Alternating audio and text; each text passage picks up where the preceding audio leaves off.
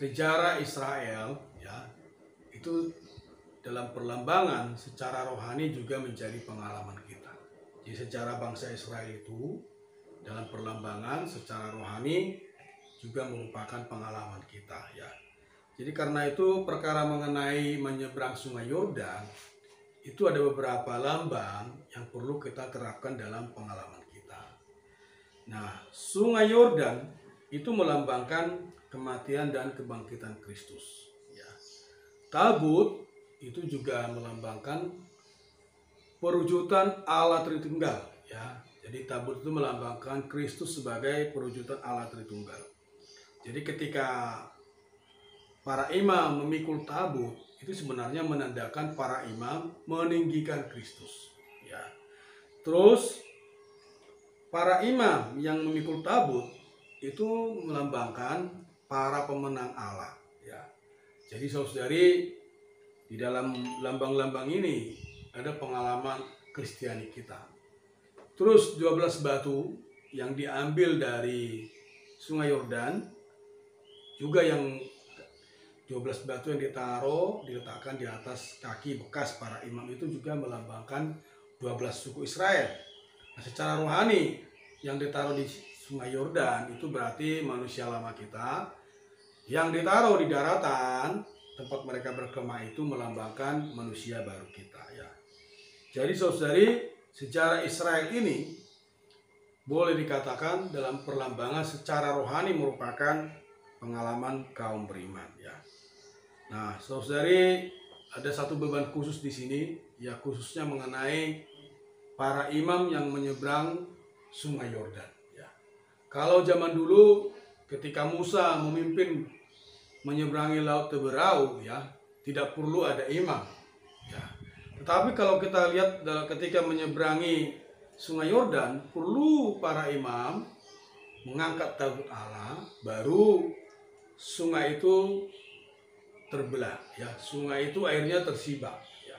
Saudari di dalam kalau kita cari di Google ya, lebar Sungai Yordan itu sekitar 1000 kaki. Berarti berapa itu? Kurang lebih 400-500 meter ya lebarnya ya. Itu sangat lebar sekali. Nah, sekarang mungkin tidak begitu lebar ya. Nah, saudari, jadi saat itu memang menyeberang Sungai Yordan itu suatu perkara yang besar sekali. Jadi ketika bangsa Israel menyeberang Sungai Yordan, bangsa-bangsa di sekitarnya melihat perkara ini, ya, itu pada ketakutan. Kok bisa Allah menyibak atau mengeringkan air tempat berjalan orang Israel menyeberang Sungai Yordan? Tapi yang kita bahas di sini bukan hanya semata-mata menyeberang Sungai Yordan, tetapi di sana ada sekelompok orang, sekelompok para imam yang memikul tabut sehingga bangsa Israel bisa menyeberang Sungai Yordan. Nah, prinsip ini yang mau kita terapkan, yang mau kita aplikasikan di dalam kehidupan gereja ya. Tadi kita katakan bahwa para imam itu adalah para pemenang Allah. Ya. Jadi itu butuh keberanian yang besar untuk menyeberang Sungai Yordan. Tetapi ketika para imam ini melihat mereka memikul tabut Allah, mereka memikul tabut kesaksian Allah, akhirnya mereka memiliki keberanian. Di minggu-minggu sebelumnya kita katakan, kita kuat, kita cemerlang karena hadirat Tuhan. Amen. Ya, kita kuat, kita cemerlang karena firman Tuhan. Jadi Allah telah berfirman kepada Yosua bahwa para imam harus memikul tabut, berdiri di tengah Sungai Yordan, baru bangsa Israel menyeberang. Tadi di Yosua pasal 4 ayat 8-10 ya, kita baca tadi. Di sana mengatakan sampai selesai menyeberang ya, baru para imam ini meninggalkan sungai itu. Jadi para imam ini yang pertama masuk ke sungai, para imam yang terakhir meninggalkan sungai itu. Ya. Jadi inilah para pemenang Allah. Amen. Nah, hari ini pun kita perlu menerapkan ini ya. Jadi kalau para imam ini tidak berdiri di air Sungai Yordan itu, ya, bangsa Israel tidak bisa menyeberang. Nah, jadi kita katakan bahwa Sungai Yordan itu melambangkan kematian dan kebangkitan Kristus. Itu melambangkan baptisan kaum beriman. Ketika mereka masuk ke Sungai Yordan, boleh dikatakan mereka mengalami kematian. Amen. Ketika mereka keluar dari Sungai Yordan, mereka dikatakan mengalami kebangkitan. Ya. Nah, prinsip yang di sini adalah prinsip memikul tabut kesaksian Allah. Jadi hari ini dalam hidup gereja pun kita harus memikul tabut kesaksian Allah supaya banyak kaum beriman yang mampu menyeberang. Jadi faktanya itu sebenarnya tidak semua kaum beriman memiliki kekuatan untuk menyeberang. Tidak banyak atau tidak semua kaum beriman yang memiliki kekuatan untuk bersidang. Tidak semua kaum beriman yang memiliki kekuatan untuk perluasan. Ya. Tidak semua juga kaum beriman yang bisa memikul sidang-sidang gereja. Tetapi hari ini kita mendorong kaum beriman untuk memikul tabut kesaksian Allah. Inilah prinsip para imam memikul tabut Allah. Jadi boleh kita katakan kalau para imam ini tidak ditaruh di dalam kematian, ya, maka bangsa Israel tidak bisa mengalami kebangkitan. Hari ini pun sama, kalau tidak ada sekelompok orang yang ditaruh ke dalam kematian, maka gereja juga tidak bisa mendapatkan hayat. Tanpa mati, tampalah hayat. Ya. Tanpa mati, takkanlah hidup. Ya. Jadi tanpa hayat juga, tampalah realitas. Tanpa realitas, tanpa supply. Ketika kita memikul kesaksian Allah, ya, ketika kita memikul tabut Allah sebagai imam-imam perjanjian baru, sebenarnya kita itu sedang menyalurkan hayat.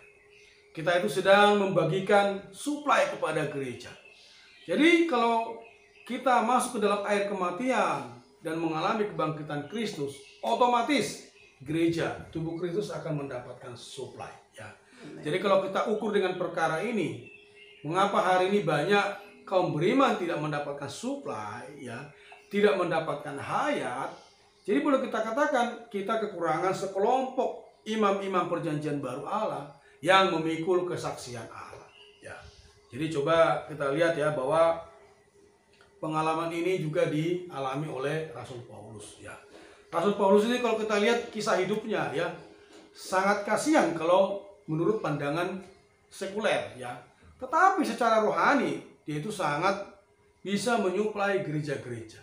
Ya, bahkan sampai hari ini ya, surat-surat Rasul Paulus merupakan surat-surat yang sangat menyuplai hayat. Ya, kalau tidak ada surat-surat dari Rasul Paulus, kita akan sulit mengenal Kristus yang al-muhid, kita akan sulit mengenal tubuh Kristus. Ya, jadi saudari, kalau kita lihat kehidupan Rasul Paulus begitu kasihan. Ya, dia juga mengalami dibuang, ya, dia juga mengalami didera, ya, dia juga mengalami lapar, ya. Bahkan di Alkitab kita tidak melihat dia memiliki keluarga. Ya. Dia sangat kasihan kalau kita lihat pandang secara sekuler, ya. Tetapi ketika dia ditaruh dalam kematian yang sedemikian, Rasul kita ini, Rasul Paulus ini bisa menyuplaikan hayat. Ya. Ketika dia memiliki realitas kebangkitan ini, Rasul Paulus ini bisa menyuplai gereja. Ya. Jadi saudari perlu sekelompok orang yang memikul tabut kesaksian Allah. Ya, hari ini bisa kita praktekkan, ya. Kalau di remaja ada mitra doa, ada kelompok-kelompok vital, ya. Kita jangan hanya menjadi peserta, kita perlu menjadi inti di sana yang memikul mitra itu. Ya, kalau kita punya kelompok atau gugus dalam hidup gereja komunitas, sama, jangan hanya menjadi partisipan, tetapi juga menjadi pilar di sana yang memikul kesaksian Allah. Juga dalam sidang-sidang gereja, ya, khususnya sidang-sidang pemecah roti yang dilakukan di rumah-rumah sekarang mungkin juga perlu menjadi pilar di sana, menjadi imam yang memikul kesaksian Allah. Jadi jangan tidak enak di sini terus pindah ke sana. Bermitra pun demikian, berkelompok pun demikian. Tidak enak di kelompok ini, jangan pindah ke kelompok sana. Itu tidak menjadi imam. Ya, kita perlu menjadi imam yang berdiri teguh di sana, di dalam air kematian, supaya kaum beriman bisa mengalami kebangkitan, kaum beriman bisa menikmati suplai hayat. Ya. Jadi berita ini sangat sederhana, tetapi sangat dalam. Ini melambangkan bahwa hari ini Tuhan memerlukan banyak para pemenang Allah. Perluasan pun demikian, ya. Kalau kita memikul kesaksian Tuhan, kita perlu ikut dalam perluasan, ya. Ya harus berbeban di sana, memikul di sana. Ya. Jadi kaum saleh, ya, ada orang yang kita pikul dalam tanda kutip, ya. Ada orang yang kita doakan, supaya kita bisa menyuplaikan hayat. Ya, jadi jangan membiarkan hidup gereja gersang. Ya, jangan membuat tubuh Kristus kering, tapi kita menjadi para imam-imam perjanjian baru yang memikul tabut kesaksian Allah sehingga hidup gereja menjadi semar. Ya, hidup gereja menjadi penuh dengan hayat. Ya, jadi tadi dikatakan Rasul Paulus di 2 Korintus pasal 4 ayat 12 tadi ya, maut giat bekerja di dalam kami, tetapi hidup atau hayat bekerja giat di dalam kamu. Ya. Jadi kalau kita tidak mati, orang lain tidak bisa hidup. Kalau kita tidak menjamah realitas, ya, orang lain tidak bisa menjamah supply. Ya. Jadi ini bukan semata-mata pengalaman rohani kita, ya, bukan semata-mata kita bisa membagikan kebenaran, tetapi inilah pengalaman akan kematian dan kebangkitan Kristus. Inilah realitas. Nah, inilah pemenang yang didambakan Allah hari ini. Orang-orang yang memiliki realitas di dalam tubuh Kristus. Ya, baru orang-orang ini bisa menyuplai gereja.